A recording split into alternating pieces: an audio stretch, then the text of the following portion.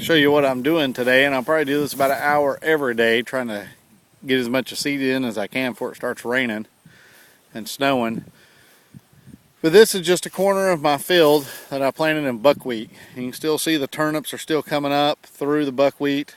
Even though I rotor-tilled and worked this, the turnips are still coming up. Boy, they just keep coming.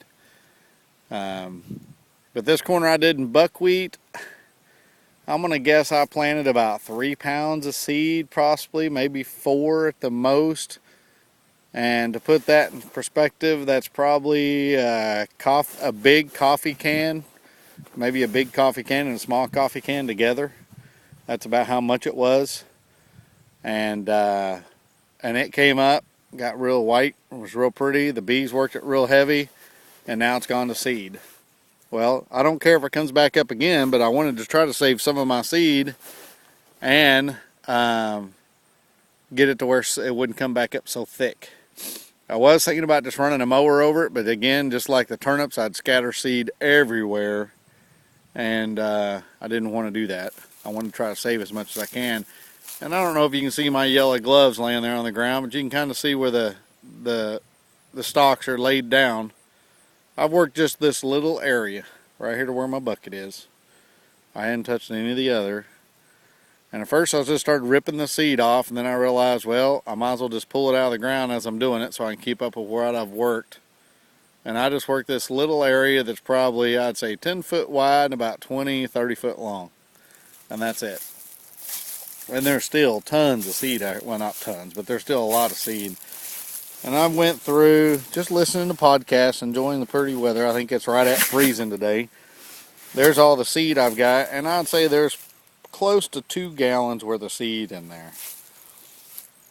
So I only planted maybe a gallon, let's say a milk jug worth out here, if I've done that much. And I've pulled up 2 gallons right along here, so I'm going to keep working at it off and on. I got some things I need to do. I need to remove some air conditioners and get some firewood in because of the weather. But I'm trying to collect up this buckwheat seed. I'm going to walk you over here real fast to show you the the Hubam clover. Again, I hate walking with my iPhone, but I'll do it quick. There's a bunch of my wildflowers that's gone to seed. And I'm going to try to pull some of the seed off of them too. And this is all just turnips coming up. But here is the Hubam clover. And it's kind of hard to get a perspective of how tall it is. Oh, you know, I saw some deer standing out here the other night, and they've been eating on that.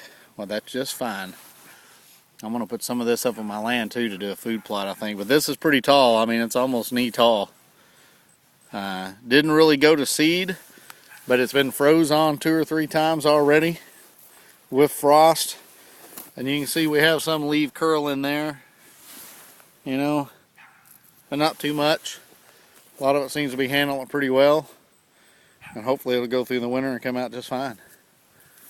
So, but I'm going to try to collect up as much of seed as I can so I can take it up to my land and transfer it up there. These turnips, they won't come to seed till next year. But like these things have lots of seed pods on them. I haven't opened one up to look inside to see what's in there.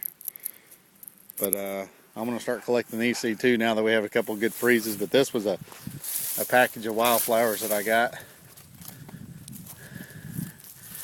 And I guess my dog doesn't realize who I am standing there here talking, barking up a storm. That's Roxanne's dog, but he thinks he likes me now.